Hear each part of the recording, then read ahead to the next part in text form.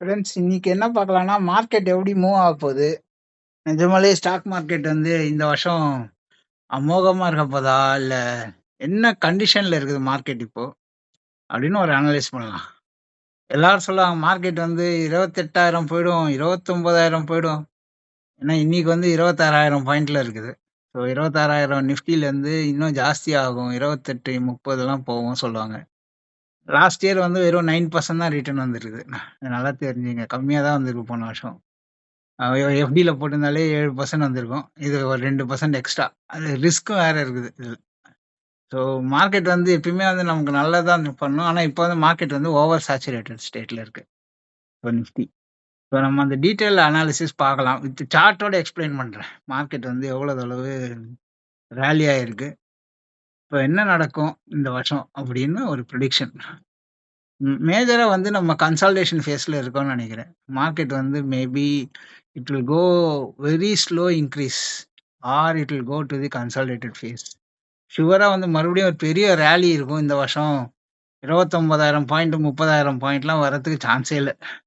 நீங்க வந்து ஒரு ஆப்ஷன் பையரா இருந்தா நீங்க ஒரு ₹30,000 13,000 ஸ்ட்ரைக் பிரைஸ்ல ஒரு புட் கால் ஆப்ஷன் வாங்கி போட்டீங்கன்னா, அது ஒண்ணே போதும். December month expiry 2026 December month எக்ஸ்பைரிக்கு 30,000 புட் கால் வாங்கி போட்டுட்டு, அது எப்பலாம் வருதோ அத எடுத்துக்கலாம் பைசா. அந்த மாரி தான் இருக்கும் கண்டிஷன் ஷுவரா. மார்க்கெட் வந்து ரொம்ப அ பாருங்க எப்படி மூவ் ஆயிருக்குன்னு. 2004லேருந்து மார்க்கெட் வந்து நல்ல ரேலி ஆயிருக்கு. ஸோ இன்க்ரீஸ் ஆகிட்டே தான் இருக்குது ஷுவரா. ஆனால் வந்து 2004 வந்து ஒரு இது வந்து yearly chart, 12 months chart, yearly chart. So நீங்கள் பார்க்கலாம் 2008 வந்து ஒரு பிளிப் வந்திருக்கு. ஓகேவா? அந்த பிளிப் வரதுக்கு காரணம் வந்து மேஜராக வந்து மார்க்கெட் வந்து 91 ஆர்எஸ்ஐ வந்து 91 வரும்போது கீழே இறங்கிடுச்சு பாருங்கள். ஓகேவா? இப்போ அந்த கண்டிஷனில் தான் இருக்குது. 91ல் இருக்குது. ஸோ 91ல் இருக்குது. இப்போ அதே ஆர்எஸ்ஐ ஸ்டேட் 91ல் வந்துடுச்சு. ஸோ மார்க்கெட் வந்து இறங்கிறதுக்கு நிறையா possibility R consolidated face.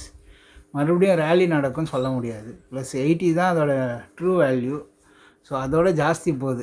So yearly சார்ட்டில் உங்களுக்கு வந்து ஆர்எஸ்ஐ 91னா நீங்கள் கொஞ்சம் உஷாராக தான் இருக்கணும். மார்க்கெட் இன்னும் ட்ரெண்டிங்காக போகும். மியூச்சுவல் ஃபண்டில் வந்து ஹெவி இன்வெஸ்ட்மெண்ட் பண்ணுறது அதெல்லாம் கொஞ்சம் அவாய்ட் பண்ணிக்கங்க இந்த வருஷம். மார்க்கெட் வந்து ரொம்ப consolidated phase or down phase also. ஏன்னா ஏற்கனவே 2004ல் ஒரு வாட்டி இறங்கியிருக்கு மார்க்கெட்டு. சார் 2008ல் இறங்கியிருக்கு. எப்போ 91 போச்சோ அப்போது இறங்கியிருக்கு. ஸோ அதே ஸ்டேட் இப்போ வந்திருக்கு 91. ஸோ